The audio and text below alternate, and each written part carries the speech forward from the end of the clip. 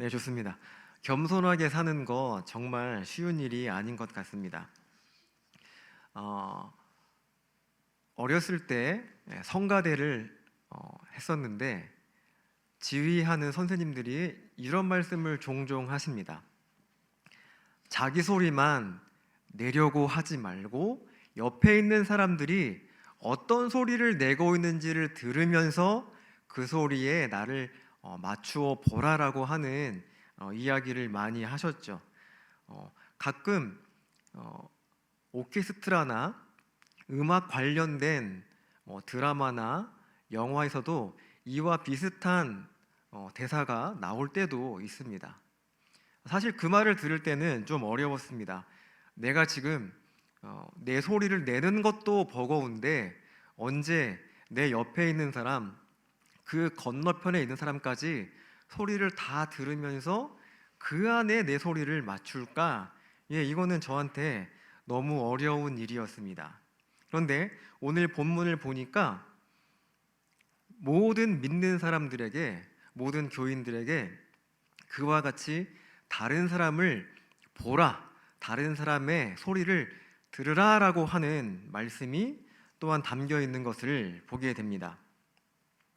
오늘 본문 보시면 사실 후반부에 6절부터 9절, 10절까지 예수님이 보이신 일이 매우 강력하게 드러나 있습니다. 그가 얼마나 겸손하게 이 땅에서 자신을 낮추셨는지, 그리고 그 결과로 하나님이 그를 얼마나 높이셨는지를 말씀을 하고 있습니다. 그래서 기독론적으로 보아도 예수님께서 하나님이 주신 그 영광과 권세를 받아서 모든 무릎이 예수님의 발 아래에 꿇게 된다라고 하는 놀라운 말씀을 우리에게 선포하고 있는 것입니다. 오늘은 이 말씀이 너무나 중요한데 이 말씀을 과연 왜 했는지를 함께 보면서 우리에게 필요한 것이 무언가를 보도록 하겠습니다. 오늘 말씀 제목을 내 무릎은 왜 꿇지 못할까라고 정해 보았습니다. 여러분들은 다른 사람 앞에서 무릎을 꿇어 보신 적이 있습니까? 아마 흔치 않은 일일 것입니다. 저는 어떤 분이 지긋한 연세에도 불구하고 자신이 잘못한 것도 아니고 상대방이 화가 났기 때문에 그냥 무릎을 꿇고 사과하는 모습을 본 적이 있습니다. 매우 당황스러웠고 어떻게 저렇게 할 수 있을까 하는 생각을 한 적이 있죠. 그분은 후에 저에게 이렇게 말했습니다. 창피스러울 수도 있지만 내 잘못을 인정하는 것은 창피한 것이 아닙니다. 또 나는 내 나름대로 할 말이 있었지만 상대방이 저와 같이 오해하고 또 화가 가득 차 있을 때 내가 무릎 한번 꿇음으로 해서 그의 마음이 풀어지고 이 주변에 이 작은 공동체 안에 평화가 올 수 있다면, 분열이 아닌 하나됨이 올 수 있다면 나는 한 번 또 그렇게 꿇을 수 있습니다라고 하는 이야기를 그분은 했습니다. 이해하기 쉽지 않은 일이었습니다. 저는 나름대로 맞는 것은 맞는 것이고 아닌 것은 아닌 것이다 라고 하는 생각을 가지고 살아왔고 지금도 살고 있는 사람이기 때문에 그렇습니다. 이것은 단순히 그냥 인상이 좋아 보인다, 얼굴이 선해 보인다, 당연히 다른 사람들한테 좋은 말만 해주겠지, 이런 것과는 다른 차원의 이야기입니다. 맞는 것은 맞는 거고 아닌 것은 아닌 것입니다. 그런데 오늘 본문에서는 겸손에 대한 이야기를 하면서 예수님이 어떻게 이 세계를 향해, 죄인들을 향해, 우리를 향해, 나를 향해서 무릎을 꿇으셨는지, 그가 얼마나 낮추어 주셨는지를 말씀을 하고 있습니다. 왜 그랬을까요? 그 말씀은 믿는 사람들 내에도 그런 모습을 찾기가 쉽지 않다라고 하는 것이었습니다.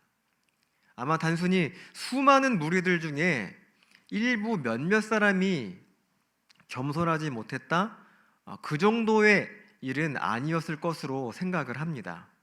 왜냐하면 2절에도 이렇게 말씀을 하죠.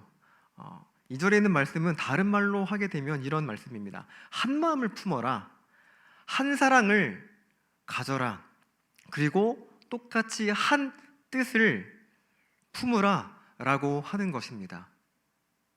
그 말은 지금 공동체 안에 다른 마음이 있고 다른 사랑이 있고 결국 하나로 모이는 데에 큰 어려움이 있다라고 하는 것입니다. 이때 바울은 이렇게 제시를 하죠. 3절, 4절에 직접적으로 우리가 피해야 될 것을 말씀을 하고 있습니다. 다툼을 버리라, 허영심을 버리라, 그리고 겸손하게 남을 나 자신보다 더 낮게 여기라라고 말씀을 하는 것입니다. 그런데 이런 것이 되려면 필요한 게 있습니다. 뭐냐면 내 것에만, 곧 내 것에만, 내가 하는 일에만, 나에게만 관심을 두어서 지켜보지 말고 다른 사람을 좀 보라라고 하는 것입니다. 결국 믿는다고 하는 사람들 중에도 하나됨이 있지 않다?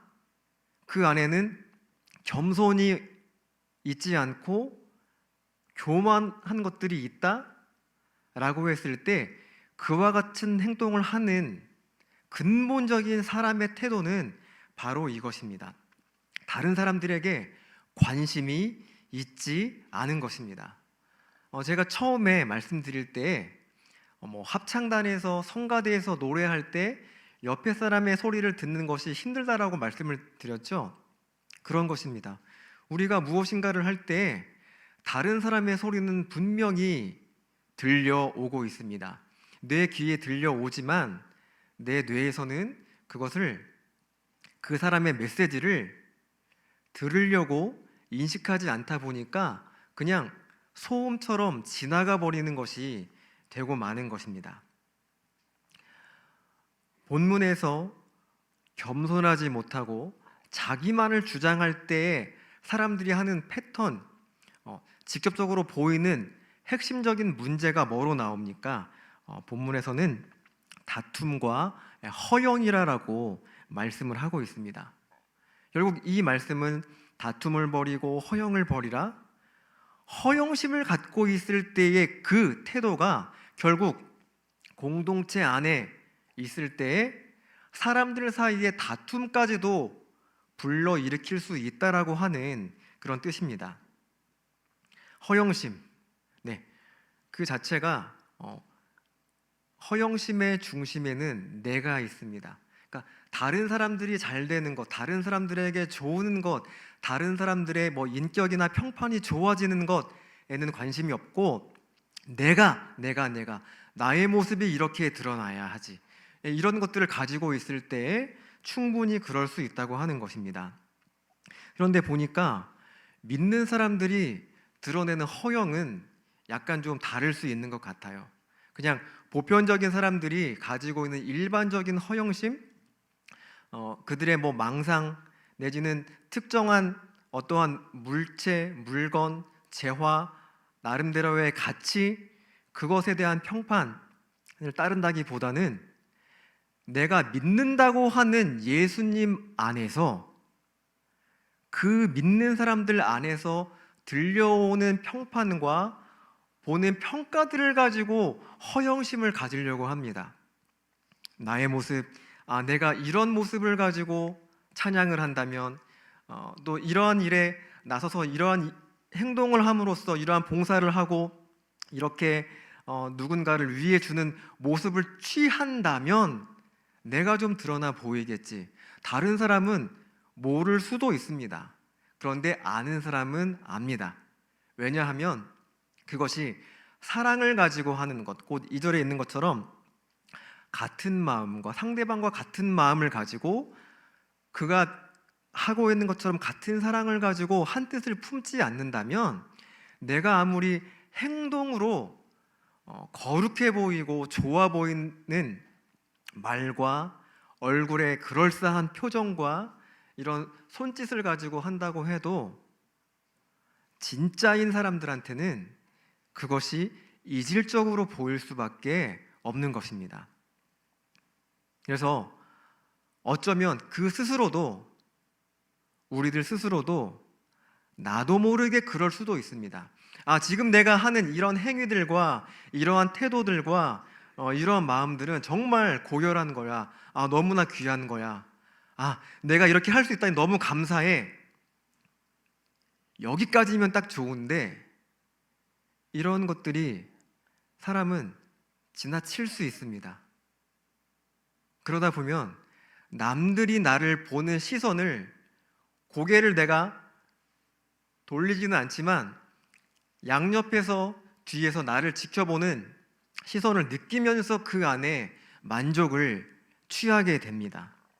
좀 더 심해지게 되면 자기 연민에 빠지게도 됩니다. 오늘 말씀 가운데에도 그런 부분들에 대해서 주시는 것들이 있죠. 4절 말씀, 너의 것에만 관심을 두지 말고 옆에 있는 다른 사람들도 보아라. 이 말씀을 풀이해 보았을 때 나오는 행동의 대표적인 것이 바로 자기 연민입니다.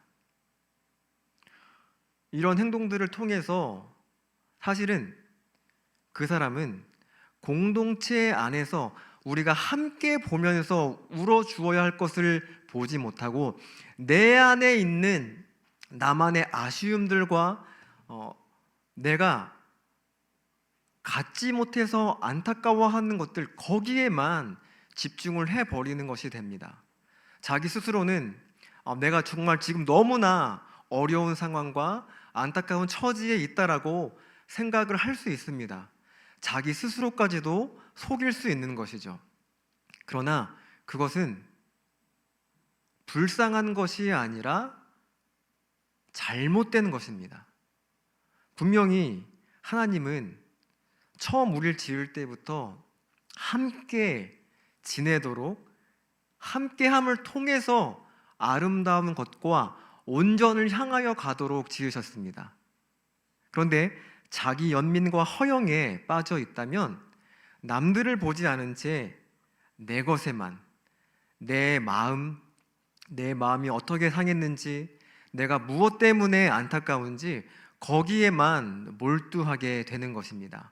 그러면 자연히 공동체 안에 있을 때에는 그것이 즉각적으로 다툼을 만들어낼 수밖에 없습니다.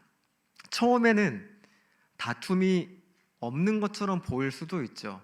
그냥 무언가 이상하긴 하지만, 설명할 수 없지만 안 되긴 안 됐는데 혹 내가 뭘 잘못했을까? 그 사람을 보면서.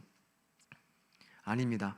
그 사람이 자기 연민에 빠져 있고 자신이 가진 허영을 가지고 자기를 채우려고 하고 가장하려 하고 공동체 안에서 그와 같은 일들을 행할 때에 그 일은 다툼을 만들게 되는 것이고 교회가 하나 되는 것을 방해하는 결과를 만들어내는 것입니다. 이제 이런 일을 두고 우리에게 꼭 필요한 것이 있습니다. 주 예수의 마음을 품으라. 곧 겸손의 마음, 죽기까지 자신을 복종함으로써, 곧 이것은 내가 상대방보다 못났기 때문에 허리를 숙이는 것이 아니요, 상대도 알고 나도 알지만 온전히 상대방을 위하여서 나 자신의 마음도 내 무릎도 꺾어서 꿇어낼 수 있는 그런 마음이 있을 때에 겸손으로 공동체의 깨어진 부분들을 메꾸어 줄 수 있고 싸매어 줄 수 있습니다. 우리 가운데 허영이나 자기 연민에 빠진 사람들이 점차로 줄어들고, 또 반대로 나의 마음을 내가 지금 이 한번 허리 숙이고 무릎 꿇면서 내 잘못도 아닌데 미안해 한마디 하는 거 이건 감당 못하겠는데? 라고 하는 생각이 들지만 그 안에 단순히 그냥 이 한때를 그냥 피해가자 하는 마음이 아니라 진정으로 하나님께서, 예수님께서 이 공동체를 위해서 원하시는 마음이 무엇일까? 하나됨을 원하신다고 했는데 과연 지금 이 상황 가운데에서 내가 할 수 있는 역할은 무엇일까? 그 마음과 고민 끝에 주 예수의 이름으로 내가 무릎을 꿇는 것, 그렇게 할 때 비로소 우리는 하나됨을 만들어낼 수 있습니다. 그렇게 하면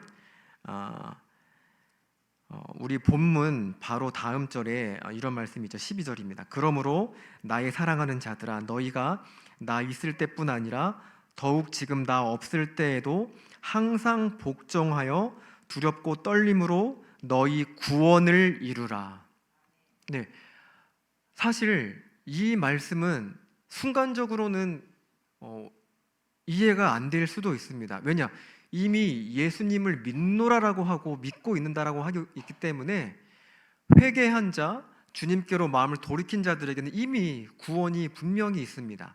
그러나 그 구원마저도 어쩌면 좌절되거나 흔들릴 수 있을 정도로 문제를 만들어내는 것이 바로 공동체 안에 내가 옆에 있는 사람들을 지켜보지 못하는 마음, 그 결과로 나오는 다툼과 허영과 자기 연민, 우리는 이러한 것들을 공동체 안에서 다 해결을 하고 씻어내야 됩니다.